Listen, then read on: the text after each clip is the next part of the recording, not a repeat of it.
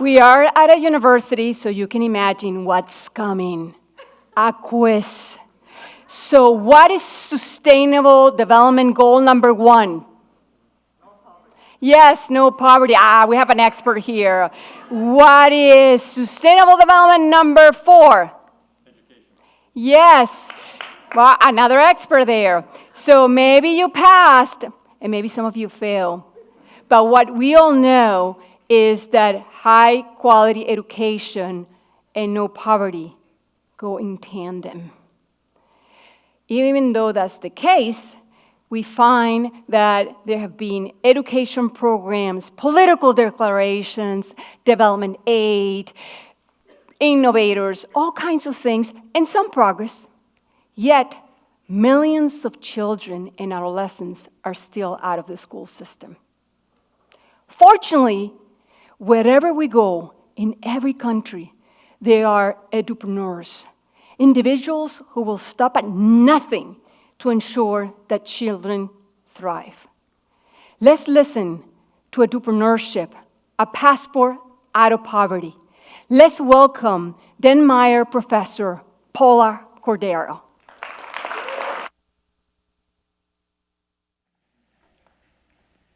In Kiswahili, a language spoken in East Africa, the word safari means a journey, any type of journey, not just to see animals. Tonight, I invite you to join me on an education safari to the African continent. Todo lo que puedes imaginar es real. So what do you imagine? I imagine a world without extreme poverty. But you can't have a world without poverty unless children are educated. Education is their passport out of poverty. Now, what would you do if you lived in a nation and more than half the children either did not go to school at all or did not complete elementary school? If you worked in government, you'd have to build thousands of schools because the existing schools are already overcrowded, many with more than 100 children in a classroom. And government has other challenges in infrastructure. So you can't rely on government alone to provide the education resources that are necessary. Even though we've had much success, there are still 258 million children and youth out of school in the world today. Now imagine what you would do to educate those children. At the turn of the century, in spite of civil wars, corruption, natural disasters, thousands of individuals in low-resourced nations started opening up small businesses, and those businesses were schools.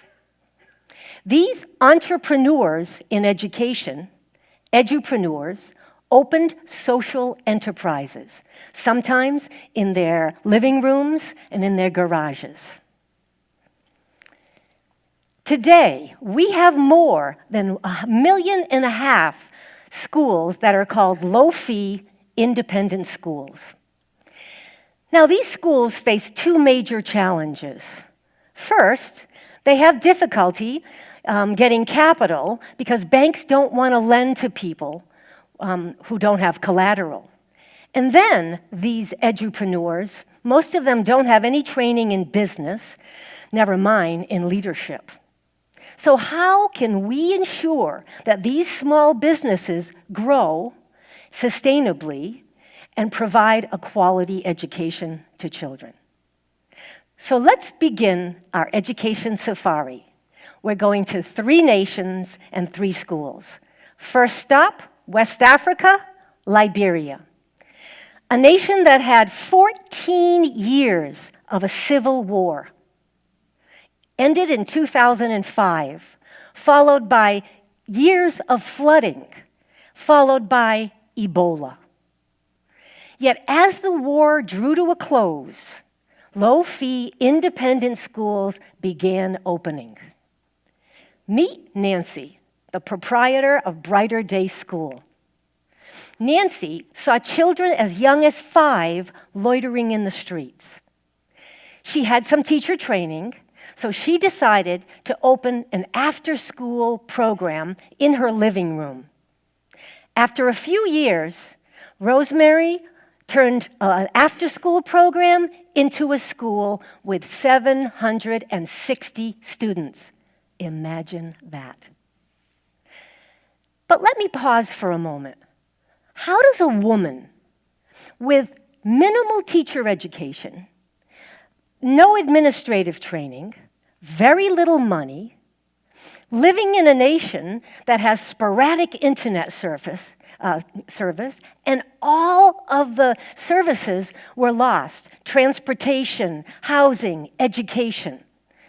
Up until 2005, how does she grow a school to 760 students?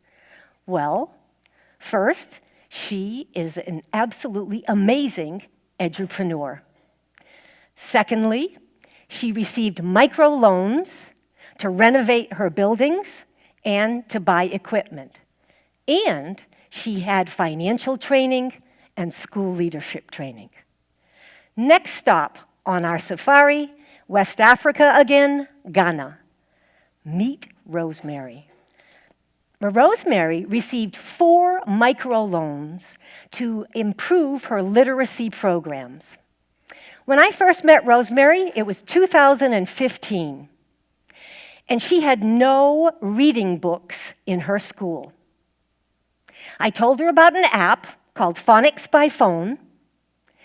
She got all excited, wanted her teachers trained, and in just a few years, her school had many books, and her children did stellar on the national reading exams. Today, Rosemary's School is a demonstration site for literacy. Imagine that.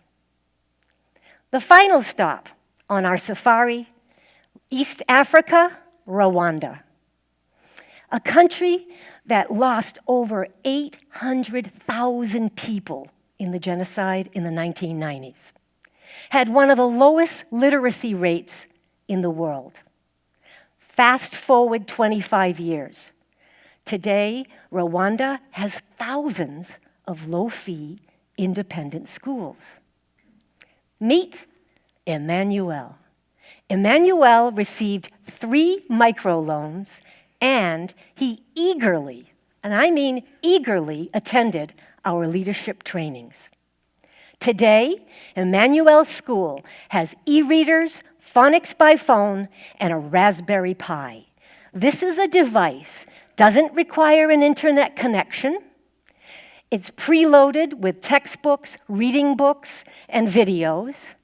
And you can connect multiple computers or other devices to it.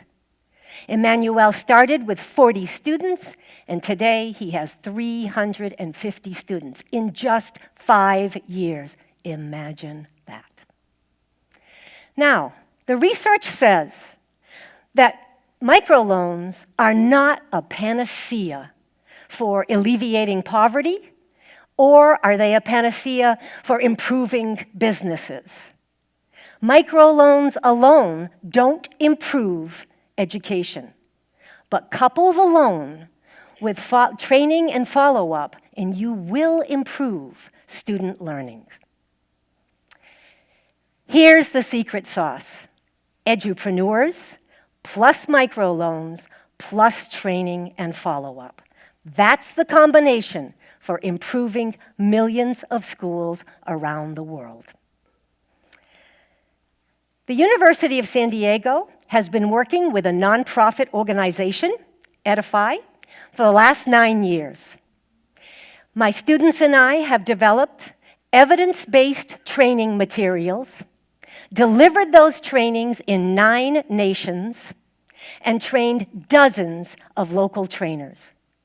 So far, we've trained more than 5,000 edupreneurs.